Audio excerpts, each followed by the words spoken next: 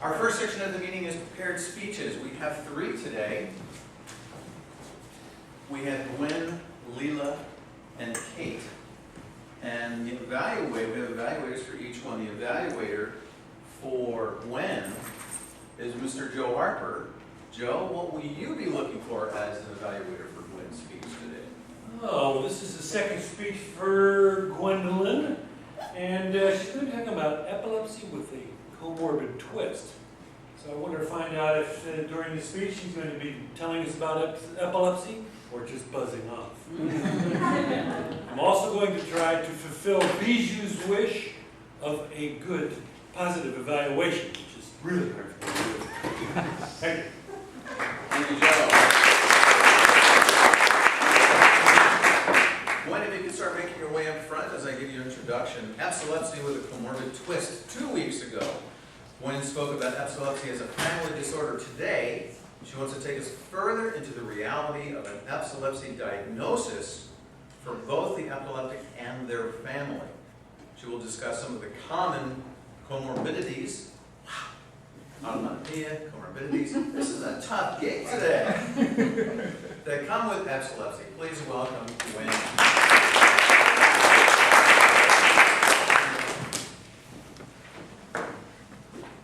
Good morning. Good morning. Toastmaster of the day, fellow and distinguished Toastmasters, and most honored guests. I want to create a buzz around epilepsy this morning. Comorbidity is defined as one or more disorders that co-occur with a primary condition. In this case, epilepsy. As Toastmaster of the Day alluded, that I spoke to you 2 weeks ago about my grandson and how epilepsy is a family disorder. So I wanted to discuss some of the comorbidities today.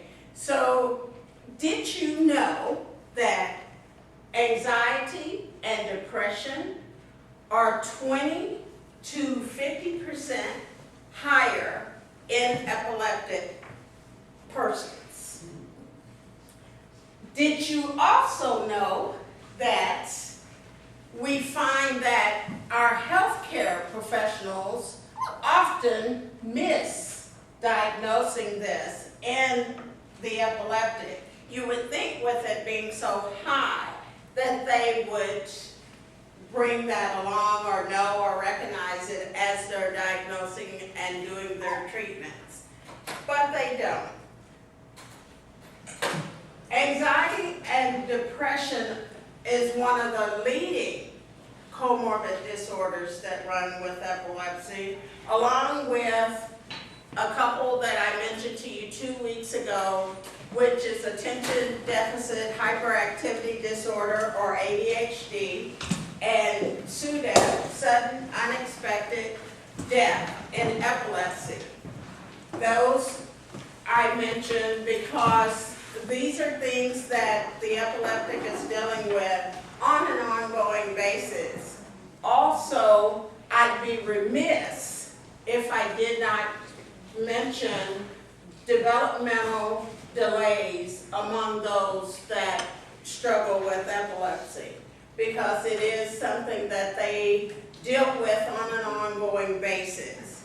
So you think about those twists and those turns within this epilepsy diagnosis. I know with my family, we have had to learn not only to deal with epilepsy itself, but those twists, because my grandson, of whom some of you met at the picnic after the meeting last week. So we deal with those on a daily basis. But for me, with him, one of the other things that we deal with is medication side effects, because the medication that they use to treat and control the seizure oftentimes can create adverse behavioral issues among those taking those medications. So you're taking and wanting the control and desiring the control of the epilepsy, yet you have these other things that come in because it changes your body chemistry in such a way that it creates an issue. Also, another comorbid situation or aspect that you deal with is the psychosocial factors. Because those people that are diagnosed with epilepsy, they're dealing with things like underemployment, loss of independence. They're dealing with not having the freedom as people without it to just be. You know, with my grandson, we're dealing with that right now because he's a 20-year-old man in age, but yet he's monitored in everything that he does. Physical activity, we watch it. If he's running or playing basketball or whatever, he can't overexert, he can't get overexcited because he can have a breakthrough seizure. So for him, he's quite frustrated in this moment. So it really is a lot to contend with. So for us and our family, we really rally in the small victories. We enjoy what we call Cameron's good days, because on his good days, he's one of the funniest, wittiest, neatest, loving children that you'd ever want to meet. And like I said, some of you had the pleasure of spending some time with him last week. And for me, I just have learned to marvel at the idea of how he dreams. He dreams of a day when he can be seizure-free, when he can be carefree. And it's exciting for me because I have that same dream for my grandson.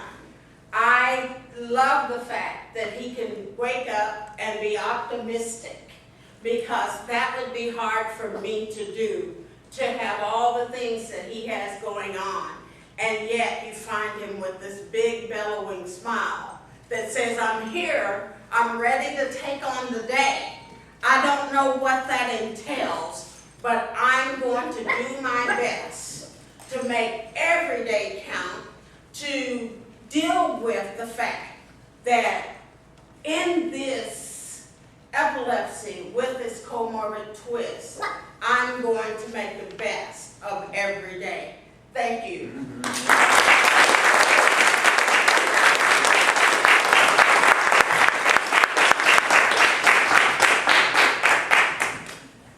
Joe, you have a tall order. That was an awesome speech. Thank you, Gwen. That was absolutely amazing.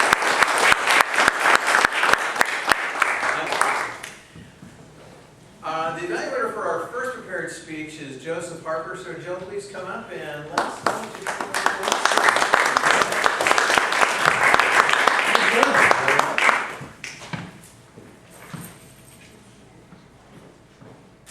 Gwendolyn, the first thing I want to say is, that was a very good speech. What did I love most about Gwendolyn's speech? The structure. She had a very strong, structured speech. And I observed, I want to reflect back to her, what she may not be able to see since she was giving the speech. Sort of three phases of the speech.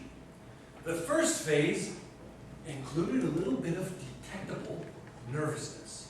It was like a car, an old car that you go to your garage, you haven't started for a while. Yeah, these new cars, they're not like that. Computers and everything. But the old car, you go to start it up, and it kind of rumbles and chugs, and it kind of gets going and stuff like that. And I could see that a little bit in the beginning. But once that baby gets warmed up, oh, we're talking about a finely tuned, high-performance, extremely strong machine. Because she was loud, the whole room could hear her. They might have heard her in the next county, and I liked it. There was no fuzziness in my brain because I could hear everything very clearly. Her enunciation was good and strong. That car was killing it. Did the car go south and get tired and run down? No, it kept going. When she started talking about her grandson, It really came to life. Her face lit up and she smiled, and I thought, boy, that is a cool structure, a good way to end and go out on a speech. Lifted, light, and bringing that information to us about epilepsy, which is a very difficult word for our Toastmaster to say. But I did. So what did I learn? Well, right in the title was comorbidity. I happen to be in medical, and no one ever uses that word around me. No, sirree, so I wondered what it was. She put that question buzzing around in my head. Would she ever answer it? She didn't take very long. Once that car got rumbling and going, she answered it, comorbidity. And then she shocked me with comorbidity, because I'm thinking comorbidity, like codependence, is usually kind of two things, right? No, the side effects of epilepsy, they kept going the whole way through the speech. I thought it was terrible. We got to change that name. Polymorbidity.